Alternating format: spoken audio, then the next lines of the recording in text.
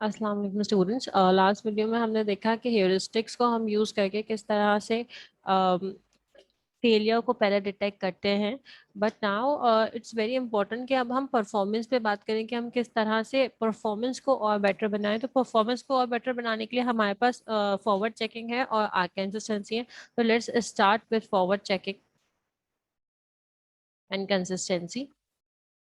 Forward checking basically वो track रखता है आपके रिमेनिंग लीगल वैल्यूज का फॉर द अनअसाइंड वेरिएबल्स, और आप टर्मिनेट करते हो इसमें when any variable has no legal values. For instance ये जैसे after assigning a value x to a variable x, checking the variables that are inconsistent with x, let us say that a variable y is inconsistent with x, then apply the impact of the value x on the domain of y. For example, if we are solving the map coloring problem, then this could imply to remove the value x from the domain of y. देखिए इसकी अगर हमें example लें तो ये और clear होगा। Let me annotate it कि जैसे लेट सपोज मेरे पास एक वेरिएबल है x। उस वेरिएबल x की मेरे पास वैल्यू है 1 2 3 4 5। ठीक है। और मेरे पास एक और वेरिएबल है y।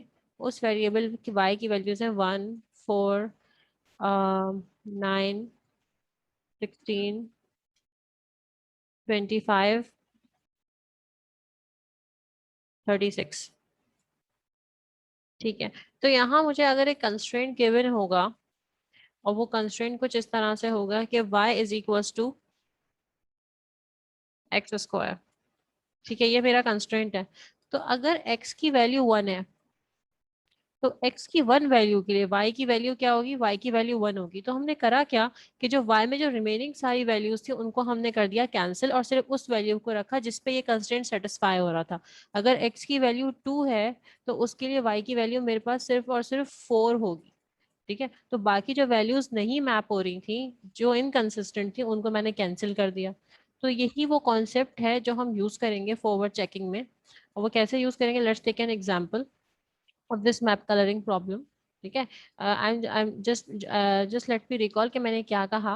मैंने कुछ इस तरह से कहा है कि if I have a variable a and it is consistent with the variable b। अगर मैं कहती हूँ कि a को मैं red, green, blue colour assign कर सकती हूँ और बी को भी मैं रेड या ग्रीन या ब्लू में से कोई भी एक कलर असाइन कर सकती हूँ। So as soon as I assign red to A, for instance A को मैंने रेड असाइन कर दिया, तो at the same time you will need to remove this red colour from B, क्योंकि अगर ए का कलर रेड हो गया तो फिर बी का कलर रेड नहीं हो सकता। तो this is the main concept कि अगर आप किसी कंसिस्टेंट दो वेरिएबल्स को किसी एक को कोई वैल्यू असाइन कर देते हैं, फिर उसी वैल्यू को किसी उस दूसरे वेरिएबल में से निकाल देते हैं जो आपके फर्स्ट वेरिएबल के साथ कंसिस्टेंट हो। ठीक है। अब यही चीज यूज करते हुए अब हम ये सॉल्व करेंगे। Right, so let's suppose you are inconsistent with the variable as given over here. ये आपके पास, इसमें हम अब फॉरवर्ड चेकिंग अप्लाई करते हैं।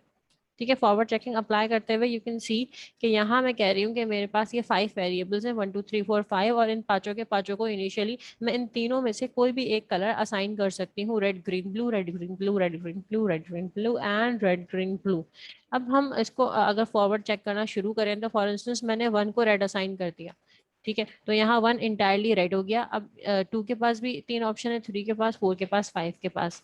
अब क्योंकि 1 की कंसिस्टेंसी 2 के साथ है, 3 के साथ है, 5 के साथ है, तो जब मैं 1 को रेड असाइन कर दूंगी तो उसके बाद आप बहुत क्लियर हैं कि फिर जो उसके साथ कंसिस्टेंट नोड्स हैं उनको रेड असाइन नहीं कर सकते। तो उसी सेम टाइम पे मैं 2 में से, 5 में से और 3 में से और 4 में से eight the same time red हटा दूंगी, क्योंकि 4 के साथ भी कंसिस्टेंट है, क्योंकि ना 4 पे रेड दे सकती हूँ, ना 5 पे, ना 3 पे, ना 2 पे। तो मैंने इन सब में से रेड को माइनस कर दिया या रेड को हटा दिया। अब अगर मैं 2 को ग्रीन कर दूं, ठीक है, 2 को ग्रीन कर दो, 2 में से ब्लू, ऑब्वियसली जब मैंने इसको पूरा ग्रीन कर दिया तो सिर्फ ग्रीन कलर का ही है। तो 2 किसके साथ कंसिस्टेंट है? 1 के साथ कंस्ट्रेंट है, 1 के साथ, और 2 कंस्ट्रेंट है 3 के साथ। तो ना मैं 1 को तो ग्रीन कर ही नहीं सकते क्योंकि 1 ऑलरेडी मैं रेड कर चुकी हूँ, और 3 को भी हम ग्रीन नहीं कर सकते। तो it at the same time जैसे ही मैं 2 को ग्रीन असाइन करूंगी तो 3 में से मुझे ग्रीन को क्या कर देना है? रिमूव कर देना है। ठीक है, तो 2 में से 3 में से ग्रीन रिमूव हो गया और उसको मैंने कर दिया। जैसे ही 3 में से ग्रीन रिमूव हुआ तो अब आई एम वेरी श्योर कि मैं 3 को कम्प्लीटली ब्लू कर सकती हूँ। जैसे ही मैं 3 को कम्प्लीटली ब्लू करूंगी तो यहाँ मुझे पता चल गया कि मैं 4 को ब्लू नहीं कर सकती। तो जब मैं 4 को ब्लू नहीं कर सकती तो मैं 4 में से जो ब्लू कलर है उसको हटा दूंगी। जब मैं 4 में से ब्लू कलर को हटाऊंगी तो अल्टीमेटली 4 मेरे पास हो जाएगा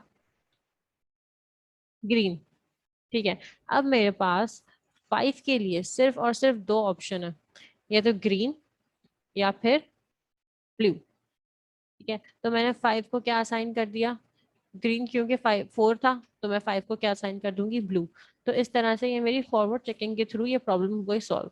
व्हाट इफ मेरे पास जब एक कंस्ट्रेंट ग्राफ है जिसमें वेस्टर्न ऑस्ट्रिया है, नॉर्दर्न टेरिटरी है, साउथ ऑस्ट्रेलिया है, कोयल आइलैंड है, न्यू साउथ वेल्स है, विक्टोरिया है और टेस्मेनिया है, या इससे मुझे फॉरवर्ड चेकिंग अप्लाई करनी है, तो सबसे पहले तो मैं इस ग्राफ इसका उसको ग्राफ में कन्वर्ट करूंगी, इस प्रॉब्लम को जितने भी वेरिएबल्स है, जितनी भी सिटीज हैं, इनको मैं नोड्स में कन्वर्ट करूंगी। देन जो भी सिटीज आपस में कंस्ट्रेंट है उनके बीच आर्क्स बना दूंगी। ठीक है, तो ये मेरा ग्राफ रेडी हो गया। अब इस प्रॉब्लम को सॉल्व करना शुरू करते हैं। प्रॉब्लम को सॉल्व करने के लिए मैंने हर वेरिएबल का हूँ या हर सिटी का हूँ उसको मैंने नोड असाइन कर दिया और हर नोड का मैंने कलर दे दिया। अब कलर के लिए फॉर एग्जाम्पल सबसे पहले मैंने डब्ल्यू ए को फुली रेड कर दिया। तो जैसे ही मैं डब्ल्यू ए को रेड करूंगी तो एन टी और एस ए जो इसके साथ कंस्टेंट है उसमें से मुझे रेड को हटाना है, जो कि मैंने हटा दिया। ठीक है, नेक्स्ट स्टेप में उसके बाद आपका नेक्स्ट स्टेप ये है कि जब आपने एन टी और एस ए में से रेड कलर को हटा दिया और क्यूए को फुली ग्रीन कर देते हो आप, तो जब आप क्यूए को फुली ग्रीन कर देते हो तो क्यूए 3 लोगों के साथ इन कंस्ट्रेंट है, और वो कंस्ट्रेंट क्या है, N T, S A and W. तो जब क्यू ग्रीन हो गया तो एन टी, एस ए और एन डब्ल्यू में से ग्रीन कलर को कर देना है हमें रिमूव, जो कि हमने कर दिया। अब हम क्या करेंगे, अब हम ये करेंगे कि जो आपका वी है उसको अगर मैं कंप्लीटली ब्लू कर दूं तो वी कंस्ट्रेंट है एन डब्ल्यू के साथ, एस ए के साथ। तो एस ए और एन डब्ल्यू में से ब्लू कलर हो जाएगा रिमूव। ठीक है, अब here you can see here you can see कि देखिए वी, अगर मैं शॉर्ट में इसको वी कहूँ तो यहाँ हमें पता चल चुका था इस पॉइंट पे जिसको मैंने रेड से हाईलाइट किया है, इस जगह आपको पता चल चुका था कि फेलियर आ चुका है। कैसे कैसे, because two variables have the same colour, anti और एसए का कलर सेम है, राइट। बट फॉरवर्ड चेकिंग करता क्या है कि फॉरवर्ड चेकिंग जब आपको नजर तो आ रहा है यहाँ फेलियर हो गया, लेकिन फॉरवर्ड चेकिंग यहाँ स्टॉप नहीं करता। ऑलवेज कीप इन माइंड कि फॉरवर्ड चेकिंग सिर्फ और सिर्फ तभी एम्प्टी होगी, सिर्फ और सिर्फ तभी स्टॉप होगी जब आप ये देखें कि आपकी कोई वेरिएबल एम्प्टी हो गया। ठीक है, ये तभी एम्प्टी होगी when any one domain will become empty. ठीक है, जैसे ही आपका कोई डोमेन एम्प्टी होगा तब आ जाके आपकी फॉरवर्ड चेकिंग स्टॉप होगी। ठीक है, तो this is the idea of forward checking, जो कि आपको जरूर पता होना चाहिए। इसका मोस्ट इंपॉर्टेंट पॉइंट ये है कि भले फेलियर पहले आ गया हो लेकिन फॉरवर्ड चेकिंग एंड तभी होगा जब आपका कोई डोमेन एम्प्टी हो जाए। ठीक है, let's discuss this more. Forward checking helps to cut values of variables that have not been searched but unable to investigate the problem। जैसे कि आपने इसमें एक प्रॉब्लम देखा है। So for instance एक ये प्रॉब्लम है मेरे पास, let's discuss more about it. So you just start doing this by using an example to show you people an impact of it. So CSP impact करती है आपके BTS को, या BTS की मैं कहूँ परफॉर्मेंस को। तो दिस इज वेरी यूजफुल। अगर आप इसको अप्लाई करते हैं properly then then it finds that is something that it will very. So forward checking करता क्या है, फॉरवर्ड चेकिंग बेसिकली करता यह है कि जो असाइंड वेरिएबल्स होते हैं उनकी इंफॉर्मेशन को प्रोपोगेट करता है, उनकी इंफॉर्मेशन को प्रोपोगेट करता है अनअसाइंड वेरिएबल्स में। ठीक है, अगर आप यहाँ ऑब्जर्व करें तो forward checking does not check iteration between unassigned variables। here आप अगर देख सकते हैं यहाँ पे मेरे पास एस ए है और एन टी है। ठीक है, they both must be blue but can't be blue. देखिए एट द एंड ये दोनों ब्लू हो रहे हैं मगर ऐसा होना नहीं चाहिए। Forward checking back tracking search को तो फॉर श्योर इम्प्रूव करता है but does not look very far in the future, hence does not detect all failures. ठीक है ना, ये सारे के सारे फेलियर्स डिटेक्ट करने में फेल हो जाता है। तो we use constraint propagation reasoning from constraint to constraint, for example arc consistency test. Will talk about this thing, but first आप ये समझ लें कि फॉरवर्ड चेकिंग जब असाइंड वेरिएबल्स की इंफॉर्मेशन को अनअसाइंड वेरिएबल्स में प्रोपगेट कर रहा है, तो यू कैन सी कि नॉर्दर्न टेरिटरी और साउथ ऑस्ट्रिया को अगर आप देखें तो having one option remains and blue, which is blue, and blue can not apply to both of them, so this is something we say that failure occur हो गया है। So unfortunately आप देख सकते हैं कि फॉरवर्ड चेकिंग ये detect नहीं कर पा रहा कि फेलियर अकर हो गया है। एंड रीजन क्या है इसका कि वो बिकॉज के कोई डोमेन एम्प्टी नहीं हुआ। यहाँ पे ब्लू ब्लू तो आ गया, दोनों के कलर्स तो सेम हो गए, लेकिन कोई डोमेन एम्प्टी नहीं हुआ। सो डू रिमेम्बर कि फॉरवर्ड चेकिंग सिर्फ और सिर्फ तब डिटेक्ट करेगा फेलियर को जब डोमेन एम्प्टी होगा। तो फेलियर को डिटेक्ट तो करा है, लेकिन देर से करा है, क्योंकि डोमेन एम्प्टी बाद में, फेलियर आने के बाद हो रहा है। So to detect this kind of consistency, जब आपके पास इस तरह की प्रॉब्लम आए, इस तरह के कंस्ट्रेंट आए, so we are going to use some kind of consistencies जो कि हम just we are going to discuss. So these are the different kind of consistencies कि आप इस तरह के problems में use करते हैं. Number one is node consistency. Node consistency is basically checking the consistency on single variable. तो जब आप सिंगल वेरिएबल पे कंसिस्टेंसी चेक करते हैं तो वो नोड कंसिस्टेंसी होती है। आर कंसिस्टेंसी इज समथिंग कि आपके पास एक्स एक वेरिएबल है जो कि वाई के साथ कंस्ट्रेंट है, का वेरिएबल। अब हो क्या रहा है कि x is constrained with y is r consistent if and only if every value of x is consistent with some value of y। ठीक है, आर कंसिस्टेंसी चेक करती है कंसिस्टेंसी ऑन एवरी आर्क पे। It means for every allowed value of X there should be consistent value for Y. अब इसको आप example से समझें, ऐसे आपको समझ नहीं आएगी। एग्जाम्पल कुछ इस तरह से है कि मेरे पास एक एक्स का सेट है, एक्स के सेट में मेरे पास है 1 2 3 4। ठीक है, ये मेरे पास एक्स के सेट में है। ठीक है, ये हो गया एक्स का सेट। अब मैं बात करती हूँ, एक वाई का सेट बना लेते हैं। ठीक है, वाई का जो सेट है उसमें मेरे पास क्या क्या है। वाई के सेट में मेरे पास है 1 4 9 16 और 25। ठीक है, ये मेरे पास चीजें हो गई वाई के सेट की। ठीक है, अब कंस्ट्रेंट कहता है कि y is equals to X square. ठीक है, तो जब आप आर कंसिस्टेंसी की बात करते हैं तो आप ये कहेंगे कि x के लिए y होना चाहिए और हर y के लिए x होना चाहिए। तो जब मैं x के लिए y देखती हूँ तो क्या 1 के लिए y की कोई वैल्यू है? हाँ भाई, 1 के लिए 1 है। ठीक है, अभी मैं इसकी बात कर रही हूँ। ठीक है, हाँ भाई 1 के लिए 1 है। क्या x के 2 के लिए y में कुछ है? हाँ, 2 के लिए 4 है। क्या x के 3 के लिए y में कुछ है? हाँ, 3 के लिए 9 है। क्या x के 4 के लिए y में कुछ है? जी, 16 है। तो x की हर वैल्यू के लिए मुझे y में कोई ना कोई वैल्यू मिल गई। अब सवाल ये होता है कि क्या y की हर वैल्यू के लिए x में कोई वैल्यू है? क्या y के 1 के लिए x में 1 है? हाँ है। क्या y के 4 के लिए x में कुछ है? हाँ, 2 है। क्या y के 9 के लिए x में कुछ है? हाँ, 3 है। क्या y की 16 वैल्यू के लिए x में कुछ है? जी, 4 है। क्या y की 25 वैल्यू के लिए x में कुछ है? नहीं है। It means it makes it consistent. जब आप ये कह रहे हैं तो यहाँ जो आर कंसिस्टेंसी है वो सेटिस्फाई नहीं हो रही, राइट? कि मेरे पास y की किसी वैल्यू के लिए कोई वैल्यू x में नहीं है। तो आप करते क्या हो, इसका सोल्यूशन आप ये करते हो कि आप we are going to remove the value from the tail. Tail में से जो है ना वैल्यू को कर देते हैं आप remove, right? This is the concept कि आप टेल में से वैल्यू को कर देते हैं रिमूव। फिर आप कहते हो कि हाँ अब कंसिस्टेंट है, अब y की हर वैल्यू के लिए x में कोई वैल्यू प्रेजेंट है। तो इसको सेटिस्फाई करने के लिए आई एम रिपीटिंग, हम क्या करते हैं, हम टेल में से वैल्यू को कर देते हैं रिमूव, राइट? यही हम आगे यूज करेंगे अपने मैप कलरिंग प्रॉब्लम में, यही कॉन्सेप्ट यूज करेंगे। थर्ड वी है पार्ट कंसिस्टेंसी, जो कि जैसे कि आर कंसिस्टेंसी हमारे पास बाइनरी कंस्ट्रेंट्स पे काम करती है ना, दो कंस्ट्रेंट्स जैसे एक्स और वाई। लेकिन जब हम पाथ कंसिस्टेंसी की बात करते हैं तो उसमें मल्टीपल एन अरी कंस्ट्रेंट्स होते हैं जो कि जनरेट करते हैं आर कंसिस्टेंसी को, और फिर वो बाइनरी से मल्टीपल कंस्ट्रेंट्स में आप शिफ्ट कर देते हो, right. So not it's always possible to transform all n ary constraints into binary constraints. Often CSP solvers are design to work with binary constraint, ठीक है। तो आपके पास भले एनरी कंस्ट्रेंट्स गिवन हो, आप उसको अल्टीमेटली जो है बाइनरी कंस्ट्रेंट्स में ही कन्वर्ट करते हो ताकि उसको CPSP सॉल्व कर सके।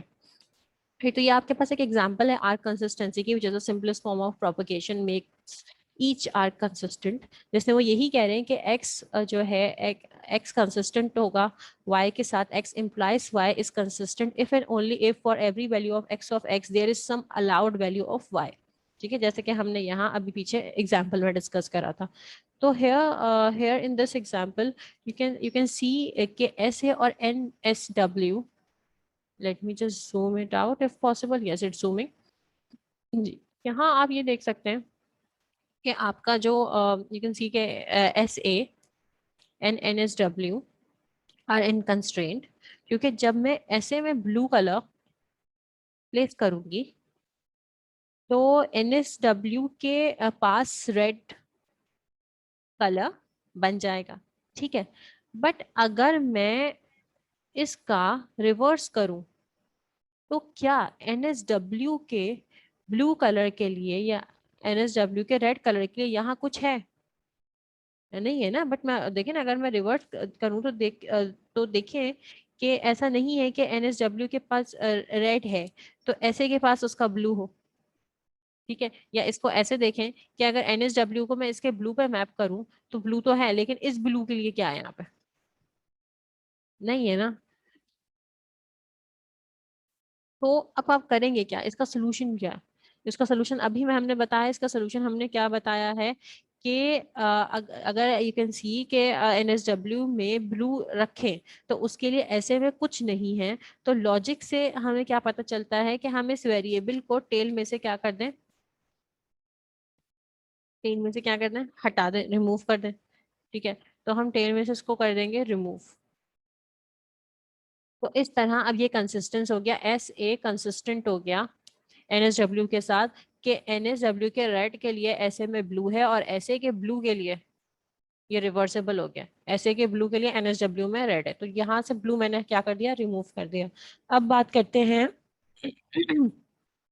अब बात करते हैं V की NSW के साथ। अब क्योंकि NSW में ऑलरेडी रेड है तो V में रेड तो होना नहीं चाहिए, तो V में से पहले फुर्सत में मैं रेड कर देती हूँ रिमूव। अब बात आती है ग्रीन की और बात आती है ब्लू की। तो रेड जो है वो ग्रीन और ब्लू के साथ कंसिस्टेंट होना चाहिए, मतलब for every value of NSW there is some value of V, right. तो दिस इज द कॉन्सेप्ट कि आप किसी चीज को कंसिस्टेंट बनाएं, ठीक है।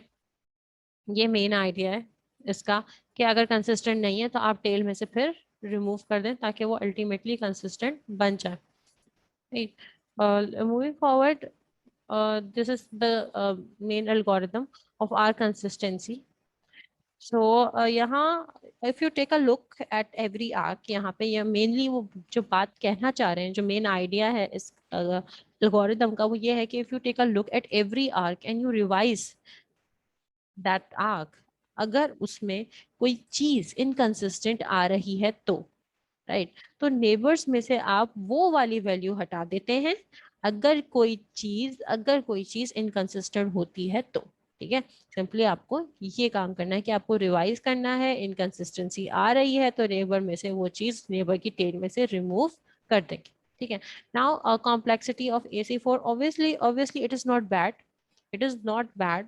अगर मैं कहूँ कि let n be the number of variables and d be the domain size, तो हर नोड या हर वेरिएबल के लिए is connected to the rest of the variables that we have n multiply by n minus 1 arcs constraints, जिसको आप n square का Beko कह सकते हैं। each arc can be inserted in the queued d times and checking the consistency of an arc cost। so overall जो complexity बनी वो इसकी बनी कि इसकी constraints मल्टीप्लाई बाय जो आर्क का जितने टाइम्स जो है वो क्यूब में इंसर्ट हुई, मल्टीप्लाई बाय द कि जो आपको कंसिस्टेंसी आर्क की कॉस्ट को चेक करने में जो टाइम लगा, तो ये हो गया n square into d cube.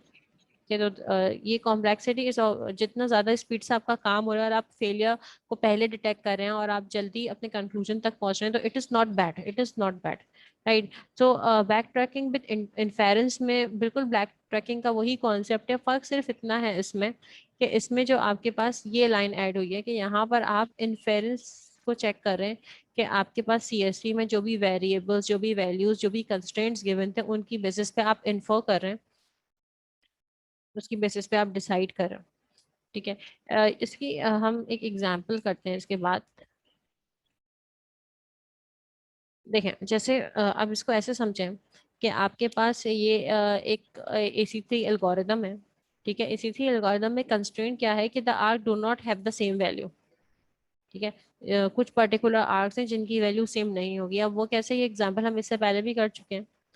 Constraints कुछ इस तरह से हैं कि D1, D2, D3 till D8 given है, और इसके कंस्ट्रेंट ये हैं कि जो फर्स्ट लेटर है उसका थर्ड वर्ड सेकंड लेटर के फर्स्ट वर्ड के बराबर ना हो, जो फर्स्ट लेटर है उसका फिफ्थ वर्ड, जो फर्स्ट वर्ड है उसका फिफ्थ लेटर थर्ड वर्ड के फर्स्ट लेटर के बराबर ना हो, राइट। जो फोर्थ वर्ड है उसका सेकंड लेटर सेकंड वर्ड के थर्ड लेटर के बराबर ना हो। तो ये वो सारे कंस्ट्रेंट्स हैं जो कि हमने जब एक मैप देखा था फिल करने के लिए, तो उसमें हमने यूज किया था।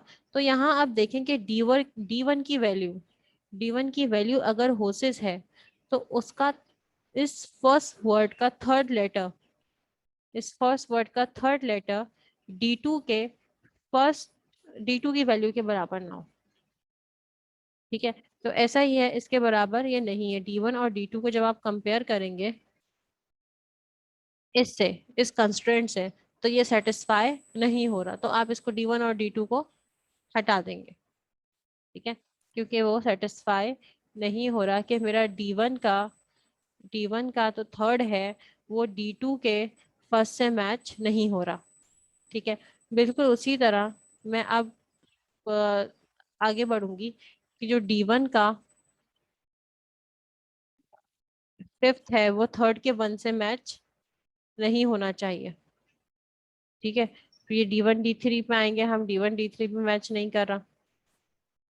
ठीक है, फिर हम so and so on D2 D1 की बात करेंगे। ठीक है, वो भी मैच नहीं कर रहा। D1 D देखे ना, कंसिस्टेंसी चेक कर रहे हैं आप बेसिकली कि for every value of x there should be a value in y, and for every value of y there should be a value in x। ठीक है, तो अगर ये सेटिस्फाई नहीं होगा तो हम उसको क्रॉस करते जाएंगे, उसको हटाते जाएंगे। ठीक है, ये कॉन्सेप्ट है मेन, राइट। तो अब आप D2 D4 को देखें, D2 की D4 से कंसिस्टेंसी देखेंगे, फिर D2 की D7 से देखेंगे, फिर D2 की D8 से देखेंगे, और हम इस तरह से अल्टीमेटली रिमूव करते जाएंगे कि क्या for every value of D2 हमारे पास D8 कंसिस्टेंट है या नहीं है। ठीक है, ऐसे D3 को D1 से देखा, तो D3 को अगर मैं D1 से देखूंगी तो D3 का जो फर्स्ट है, क्या वो D3 का जो D3 में अगर मैं जाऊं, ये हमारा D3 है और ये हमारा D1 है, तो D3 का फर्स्ट जो है वो D1 के फर्स्ट के बराबर नहीं है, डी वन के थर्ड के बराबर नहीं है। ठीक है, तो जो कि मेरे पास जो भी था उसको मैंने क्रॉस कर दिया, it is not visible, something like lake, right. तो this is something which you can do by yourself कि हम किस तरह से इन कंस्ट्रेंट्स को देख रहे हैं। ठीक है, at the very first instant हमने शुरू किया था D1 और D2 से।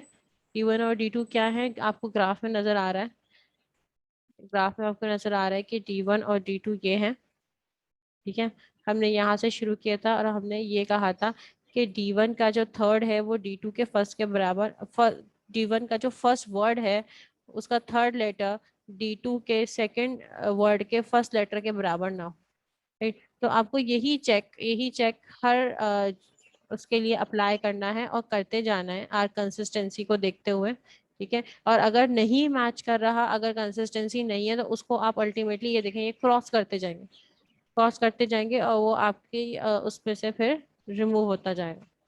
ठीक है। ठीक है, तो जो जहाँ जहाँ जहाँ कंसिस्टेंसी नहीं है उनको आप करते जाएंगे रिमूव। ठीक है, और बाकी यूज होते जाएंगे आपके पास।